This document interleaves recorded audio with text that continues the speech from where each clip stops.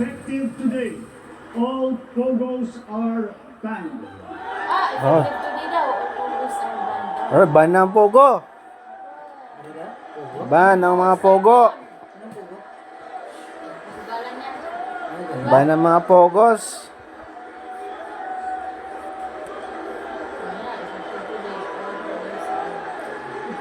Pati mga marites, iban din dapat.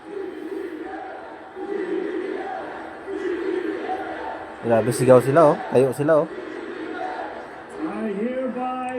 I hereby instruct PAGCO to wind down and cease the operation of pogos by the end of the year. Nako. The DOLE, in coordination with our economic managers, shall use the All time pogos between are now and banned. then to find new jobs for our countrymen who will be displaced.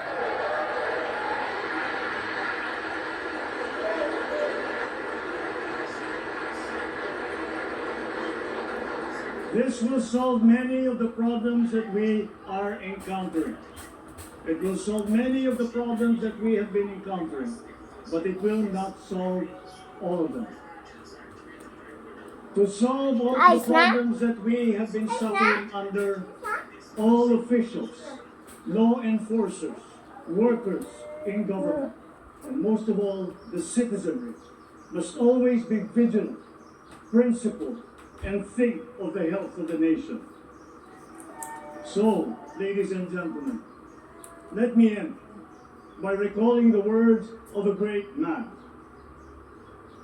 Let not anyone pacify his conscience by the delusion that he can do no harm if he takes no part and forms no opinion.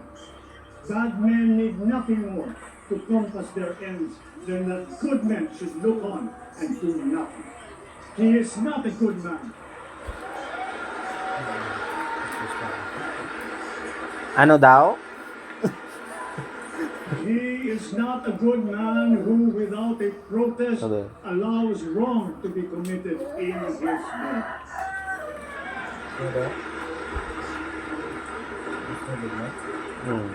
Mga minamahal kong kababayan, lagi po nating labanan ang mali at ang masama. Lagi po nating ipaglaban ang tama at ang mabuti. Lagi po nating mahalin ang Pilipinas. Lagi po nating mahalin ang Pilipinas. Mabuhay po kayo at mabuhay ang bagong Pilipinas.